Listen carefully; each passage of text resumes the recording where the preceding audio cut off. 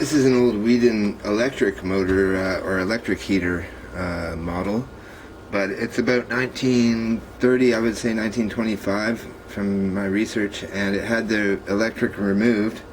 Just want to warn you, if you do play around with these, the tray on the bottom of the electric versions has a nice coating of asbestos on it. This one was in pretty good shape, so I wrapped it up in plastic so that none of the fibers would escape, because I have a cat here. Wouldn't want the cat inhaling it. I'm going to use this fuel today. This is going to be a quick demo. This is a Maison gelled fuel, and I tried Zip cubes, which are barbecue starter white cubes. They look a lot like the Isbit, but they're not at all. They smoke way too much. So I'm going to put a bit of this gel in the bottom here. I would say about half an ounce, and then I put this mesh on top because I want to diffuse the heat going up into the motor. And now I'll just push this underneath there and we'll get it going. And it actually heats quite well. It's a metal shelf that I'm working on here, so I have a bit of a safety factor, as well I have fire extinguisher present. But this Weedon runs very, very well. I'm quite surprised by it. I should probably put that back in before it starts boiling. That would be difficult under pressure, but there we go. Yeah, and I've got an O-ring on the actual filler nut as well, so that it's a little easier to tighten down. Don't have to use pliers every time and risk stripping or wearing out threads. We'll shut off the whistle here. Quite loose, the whistle handle, but it works quite well. Not too sure about the actual on-off valve on these. It's quite a large movement on it, and there's not much fine-tuning to it, that's for sure. So let's see if we can raise enough steam for a whistle test, and then we will move on to running the engine here. The boiler works. I have the sight glass on this one is an intact sight glass.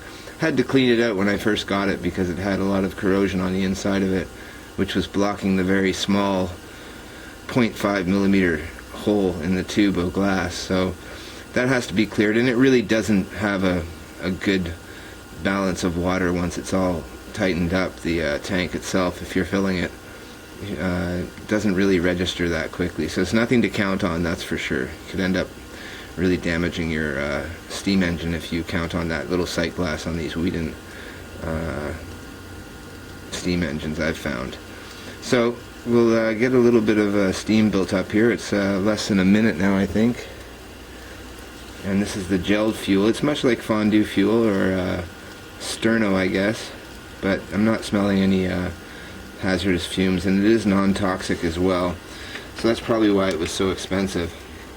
But again, I've steamed twice now and I've only used that much, so not too bad. Non-toxic, burns longer than methanol, flame is more visible than methanol, so I guess we can avoid burning ourselves with the more visible flame. But we'll let that heat up a bit. Got it in a little bit of a mince tin, and like I said, a metal shelf below.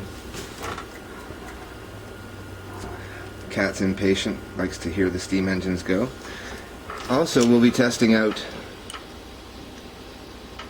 this brass and black steamroller soon and firing it up once I determine the fuel I'll be using.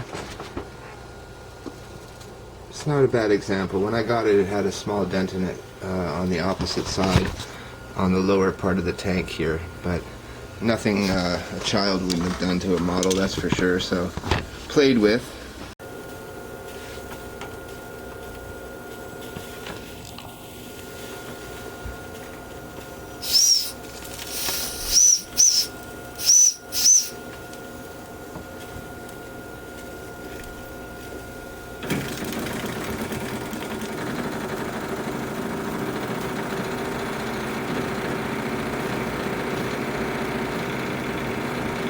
Very interesting end cap on these motors on the end of the piston there. It screws in. Had to make a new gasket for it. Turn down So we'll need more fuel than that. We got it to boil, but we're going to need to fill that tray up a lot more than what I'd put in there. So we're just gauging it right now. I should be able to get the right timing. But that's it for the steam production. So should have put in double the amount, maybe triple the amount. Don't want to fill up the tray because it could be dangerous, but there we go. I guess we could put a little bit more in if we have some time here. Yeah, we have a little bit of time. So let's try that.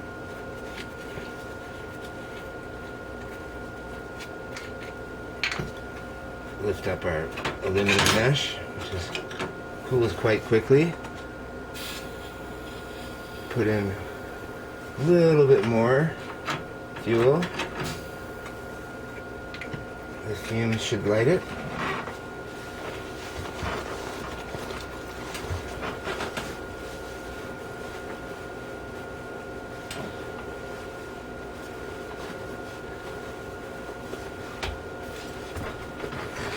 Find our lighter. There we go. She is lit.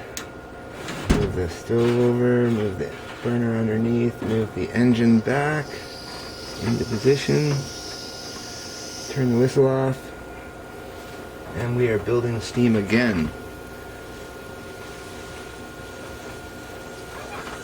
Open up the valve.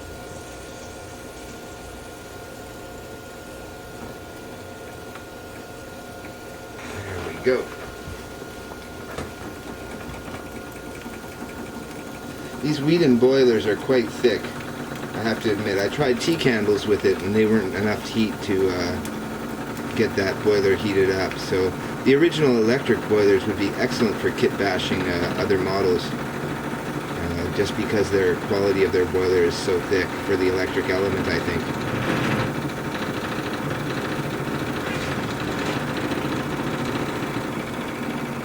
Turn it down a bit.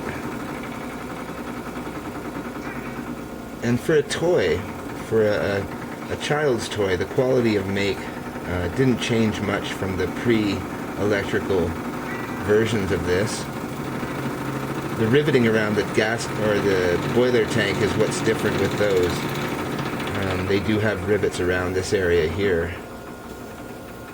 I think I might have to work on this throttle here a bit. It just seems to be on or off, but there we go. See if the safety valve blows now. That would be a good check. I haven't checked that in a long time, probably 3 or 4 years, so we'll let it run smoothly there and let the cat meow, because steam engines are the cat's meow.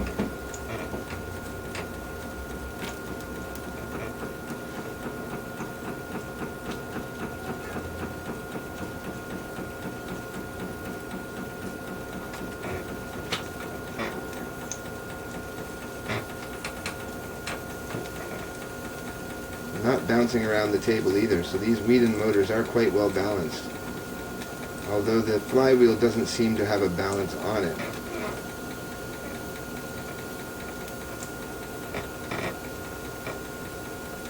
Now you could have a few trays lined up and put the next tray in, but I don't think that they hold enough water to really go for a half an hour or an hour, so we'll just let it run out here a bit. Maybe I'll add some music at this point.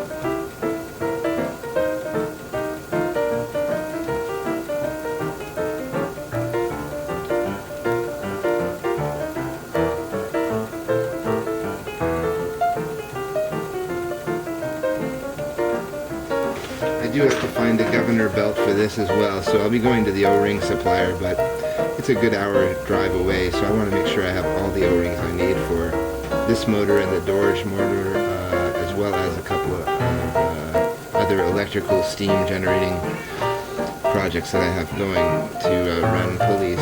So there's the flame licking up behind the engine now. So I should work on a way of controlling this flame, I think.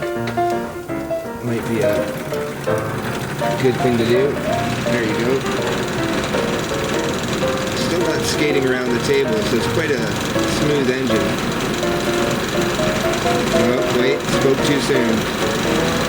The Weedon's starting to take off a bit. I'll have to put that back down there.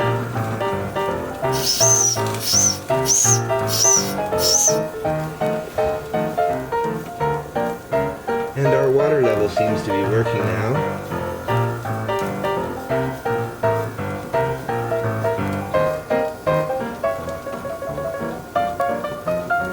The great thing about toy steam engines is that you're always going to be warm in the winter when you're playing with them, so that's one bonus. So a bit smaller mouth to the stove. I'll probably put on a little bit of a shield on the top so that we can focus the flame a little bit better. But being all metal construction, these motors are quite good at that. They are well protected against heat.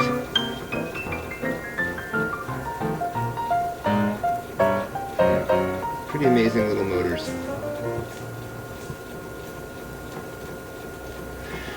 That's enough of the Weedon today. Back soon. Hopefully we'll be doing a test run of a Stewart in the next few days.